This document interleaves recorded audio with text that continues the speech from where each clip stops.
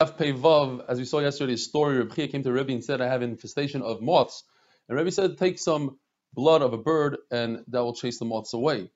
The question is that Reb Chia himself, the Gemara says, when he came to Eretz Yisrael from Bavel, all the moths, the infestations that people have from moths, disappeared. There were no more earthquakes. There were no more tornadoes. There were no more thunder. There were no more meteorites. The people's wine didn't spoil. So how is it that Reb Chia had moths and everybody else didn't have moths? Says the Gemara, an amazing concept. No one else had moths besides Reb Chia, because when a tzaddik has schusim, the schusim go for other people and not for himself. Like the Gemara says by Reb Chanina ben Doisa, every day a basket would come out and says, Kala olam kulei nizayin b'shvil Chanina beni, and Chanina beni, all Chanina beni needs is a kav charuvim. In other words, the entire world is being sustained because of Chanina ben Doisa, and Chanina ben Doisa, all I'm giving him is one kav of charuvim. We all know on Tu B'Shvat, nobody wants to eat the boxer, the carobs, and that's all he ate from Erev Shabbos for Erev Shabbos. The dailoin was enough for him. He felt satisfied with that kav charuvim, and Mamela, you see, the whole world benefited from Chanina ben Doisa, but he himself didn't benefit from his own schusim. New Mishnah. As we saw in the first Mishnah of the Masechta, a shchita v'cher shed v'katan is no good. If somebody who's standing there, that's not a cher shed v'katan, watch the shchita, then it's okay. So in our sugi of Kisei Adam, if people watch the cher shed v'katan perform the shchita, then that shchita would require Kisei Adam. However, if we did not see the cher shed v'katan perform the shchita, so according to Rameir, it's not a valid shchita to the point that you don't have to do Kisei Adam on it. Chacham say, as the Gemara is going to explain, that Chacham are mechulik on this as well. Chacham say we do consider it a valid shchita, and therefore, if you see that they shechted an animal, then a chaya, you would be chayav to be mechased adam. Says the Gemara, says the Mishnah actually, that the same machloikas would be by oisev as benoi. As we said the other day, if you shecht the mother, you're not allowed to shecht her daughter on the same day. But that's only if you shecht the mother. What if you kill the mother? Then you're allowed to shecht the daughter on the same day. So what about the shchita of a cher shed v'katan? Since Rameir doesn't consider it a shchita, it's as if they killed the animal, so you would be allowed to lechatchila go ahead and shecht the daughter that same day. But according to Chachamim, that we are concerned that the shchita of cher shed v'katan is a valid shchita, so you would not be able to shecht the daughter that same day. However, if Adim gave hasra, they gave a warning to this person, said, hey, do not shecht the daughter, because the cher shed v'katan just shechted the mother, and somebody was over, he would not get malchus because that's considered hasra safek, since we are not sure that's 100% positive a good shchita, so therefore you wouldn't get malchus, but it would be asr. Comes Rabbi Ami and explains Rabbi Meir. It's very interesting. Why is it that if a cher shed v'katan shechted a mother, you are l'chatchila allowed to go shecht the baby, the daughter? Maybe it's a good shchita. Maybe there's a 25% chance it's a good shchita. On that 25% chance, it should be also for you to shech the daughter. The answer is, says Rav Ami, because when it comes to everything the Torah, we go by a roiv. Rubai kekulai, l'chumra and l'kula.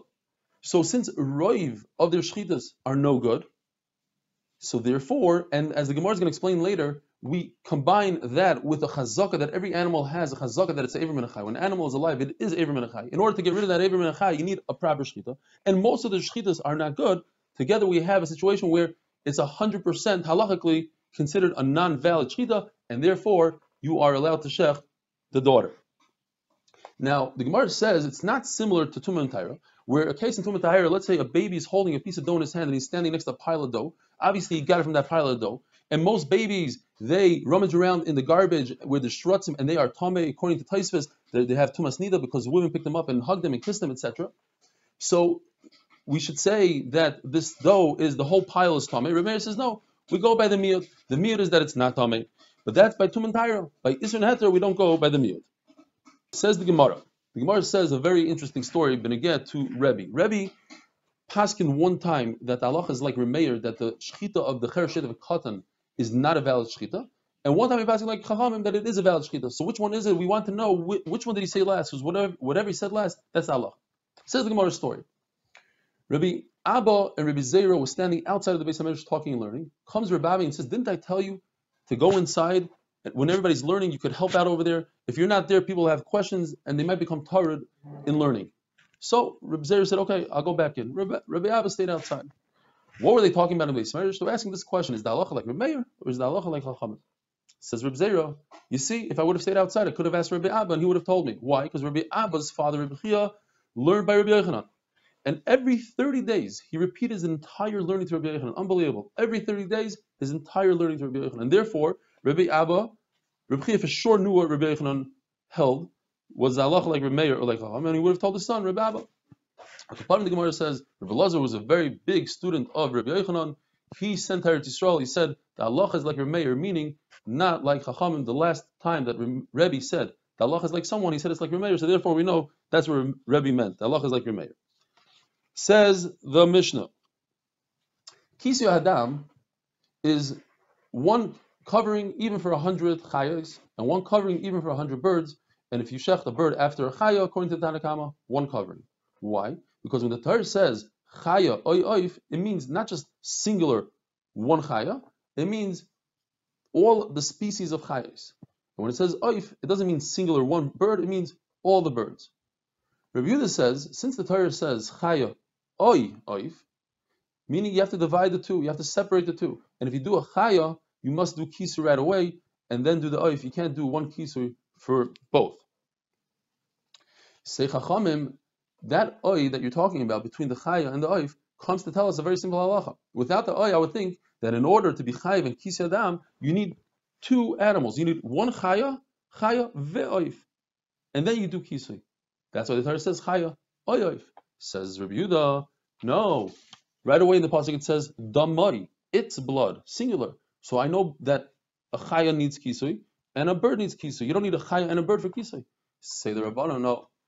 Chum say, you see from the pasuk, ki nefesh kol basar, the soul of all the animals, damai in singular, benafshahu. In other words, the Torah used the word damai, singular, even on a lot of animals. So here also the Torah uses the word damai on two animals, on a chay and oif. It's not a raya. However, lastly, the Gemara says an amazing halacha. Even Rabbi Yehuda that says that you need to do kisu between a bird and a chaya, but he would admit that you don't have to make a new bracha on the shechita. You say Hashem says tzivanu al shechita once, and the kisui adam they do. Let's say you shechted a chaya, and then you did kisui adam. That kisui adam is not a hefsek. We see by Birkas Hamazon something similar that is considered a hefsek, because the Talmidim of Rav were eating, and they asked, I think it was Rav Yevav, and they said, bring us wine. We want to do Birkas Hamazon, and he told them, you can't. We want to do Birkas Hamazon, and then immediately they had charat, and they said, we want to drink the wine for our pleasure and not do Birkas Hamazon, and do Birkas Hamazon later. He said, no, you can't do that. Because Rav says, once you say, Rabbi Sayin Vareich, you want to bench, you decided you want to bench, you can't drink anymore. Rashi says, you would have to make a bracha rishayna if you want to drink. The Ritva says you would have to make Birkas Hamazon and then drink. But you see that once you decide to make Birkas Hamazon, that's considered a hefsek. So over here also, once you do Kisei Adam, that should be a hefsek. Says the Gemara, no. By Birkas Hamazon, once you decide to bench, and you are benching, or you think that you want to bench, since you can't drink while you bench, that's a hefsek. But since you could do shechita while you're doing kisui, that is not considered a hefsek. And Taisus points out very interestingly that don't think that if you just daven in the middle of a meal, that's a hefsek because you can't daven and eat. No, you have to say, I'm stopping my suda, and then take some sort of action that you can't eat and do at the same time. Those two things combined, that would be a hefsek. Have a wonderful day.